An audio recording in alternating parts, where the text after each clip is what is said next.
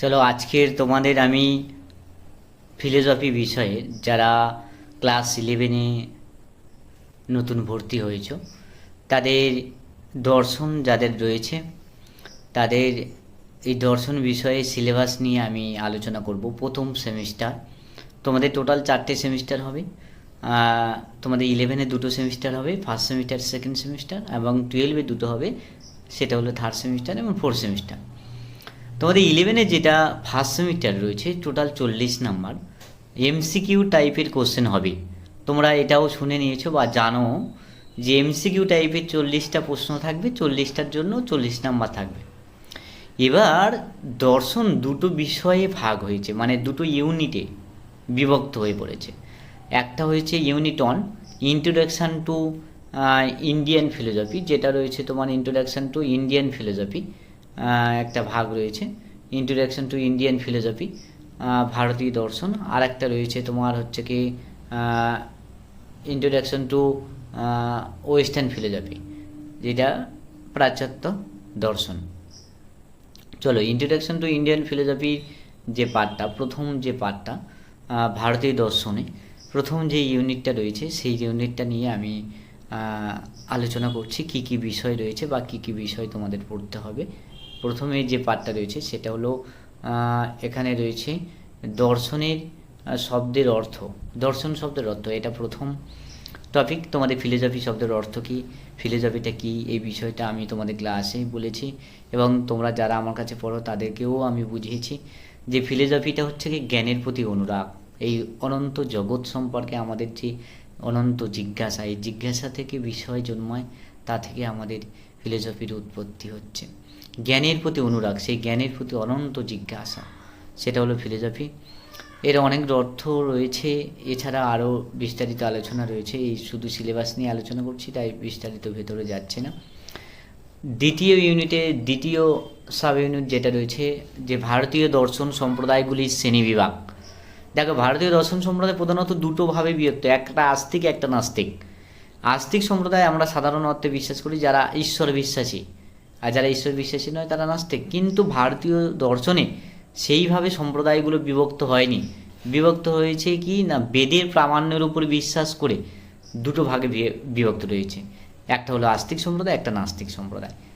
কেননা আস্তিক সম্প্রদায় আমাদের 6টা রয়েছে, তার মধ্যে আমরা দেখব সাংখ্য মীমাংসা এরা কিন্তু নিরস্বরবাদী, কিন্তু তবু আস্তিক সম্প্রদায় পড়েছে। সুতরাং ঈশ্বর বিশ্বাসের উপরে এই দর্শন সম্প্রদায় বিভক্ত হয়নি।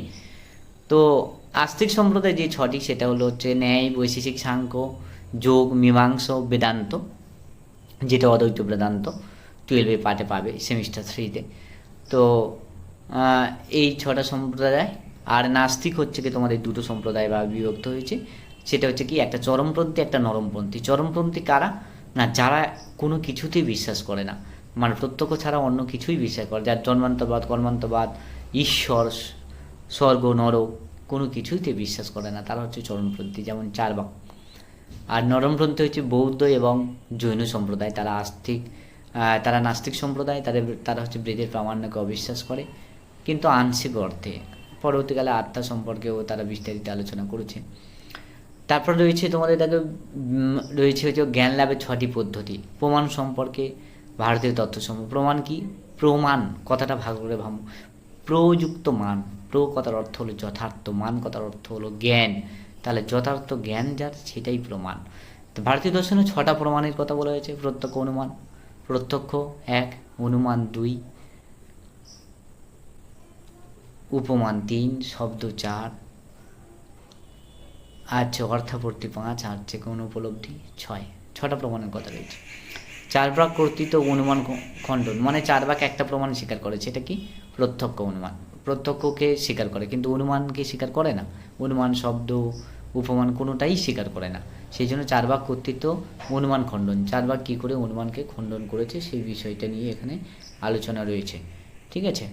তারপরে রয়েছে তোমার ন্যায় প্রত্যক্ষ, ন্যায়সম্মত প্রত্যক্ষের লক্ষণ। ন্যায়সম্মত প্রত্যক্ষের লক্ষণ, মহর্ষি গৌতম ন্যায়সূত্র গ্রন্থে প্রত্যক্ষের লক্ষণ দিতে গিয়ে বলেছিলেন যে ইন্দ্রিয়ার্থ সন্নিকর্ষ উৎপন্নং জ্ঞানম অব্যাপ্রদেশম অব্যবিচারী ব্যবসাত্মকম প্রত্যক্ষম। অর্থাৎ প্রত্যেকটা ওয়ার্ডের মানে আছে ইন্দ্রিয়ার্থ সন্নিকর্ষ উৎপন্নং জ্ঞানম, ইন্দ্রিয়ার্থ ইন্দ্রিয়যুক্ত অর্থ, আর তা আমাদের জানি পঞ্চ ইন্দ্রিয়, কিন্তু মন একটা আছে ফিলোজফিতে, সেই জন্য ফিলোজফিতে ষষ্ঠ ইন্দ্রিয়ের কথা বলা হয়েছে।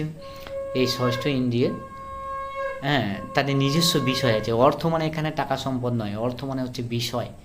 প্রত্যেকটা ইন্দ্রিয়ের নিজস্ব বিষয় আছে, সেটা হচ্ছে ন্যায়। প্রত্যেকটা ভেঙেছে আলাদা আলাদা হতে। নির্বিকল্পক, সবিকল্প, প্রত্যক্ষ। দেখো প্রত্যক্ষকে দুটো অর্থে ভাগ করা হয়েছে, একটা নির্বিকল্পক, একটা সবিকল্পক। নিযুক্ত বিকল্পক অর্থাৎ যে প্রত্যক্ষে কোনো বিকল্প নেই তা হচ্ছে নির্বিকল্পক। সবিকল্প যে প্রত্যক্ষে কোনো স্বযুক্ত বিকল্পক অর্থাৎ যে প্রকল্পে প্রত্যক্ষের হচ্ছে কি বিশেষণ যুক্ত হয়, তারা হচ্ছে সবিকল্পক। ন্যায় দর্শন অনুমান সম্পর্কে বক্তব্য, অনুমিতির লক্ষণ দিয়েছে। হ্যাঁ, অনুমিতির লক্ষণ রয়েছে, সেখানে পক্ষ, সাধ্য, হেতুর ধারণা রয়েছে, যেগুলো পক্ষ হচ্ছে আমাদের অধিকরণের, যে উদাহরণ পর্বতটি ধূমযুক্ত, এই পর্বত হলো পক্ষ, আর বন্যিযুক্ত, বন্যিটা হচ্ছে কি সাধ্য, আর ধূমটা হলো হেতু। ব্যাপ্তির লক্ষণ দিতে গিয়ে কী বলছে, যত্র যত্র ধূম তত্র তত্র বন্যি, তার মানে যেখানে যেখানে ধোঁয়া আছে সেখানে সেখানে আগুন আছে, ব্যাপ্তির লক্ষণ। তার মানে কি বলছে, হেতু ও সাধ্যের মধ্যে নিয়ত সাহচর্য সম্বন্ধকে ব্যাপ্তি বলে। এই গেল তোমাদের ইন্ডিয়ান ফিলোসফি। এবার ওয়েস্টার্ন ফিলোসফির মধ্যে কী কী রয়েছে একটু দেখে নিই। ওয়েস্টার্ন ফিলোসফির মধ্যে রয়েছে তোমার দর্শনের স্বরূপ এবং শাখাসমূহ। শাখাগুলো কোনগুলো, দর্শনে অনেকগুলো ব্রাঞ্চ রয়েছে, যেমন জ্ঞানবিদ্যা, অধিবিদ্যা, নীতিবিদ্যা, যুক্তিবিদ্যা, সমাজবিদ্যা, এগুলো রয়েছে। এগুলো হচ্ছে দর্শনের শাখাসমূহ বা বিভিন্ন ব্রাঞ্চ বলা যায়। তো আর একটা রয়েছে যেটা হচ্ছে জ্ঞানের উৎসসমূহ, জ্ঞান কিভাবে উৎপত্তি হয় এ নিয়ে দুটো দার্শনিক সম্প্রদায় দুভাবে বিভক্ত হয়ে পড়েছে। একটা হচ্ছে কি বুদ্ধিবাদী দার্শনিক, যাকে রেনে ডেকার্ট, স্পিনোজা, লাইবনিজ, এগুলো ডিটেলসে আলোচনা আছে, আমরা পরে আলোচনায় আসবো। অভিজ্ঞতাবাদী দার্শনিক জন লক, বাগলি, হিউম, এগুলো বিস্তারিত আলোচনা রয়েছে, আমরা তোমাদের আলোচনা করে দেবো। এবং কার কোন টপিকের উপর আলোচনা দরকার আমাকে কমেন্ট করে আমাকে জানাবে, আমি তোমাদের বিস্তারিত আলোচনা করে দেবো। ঠিক আছে, চলো সবাই ভালো থেকো।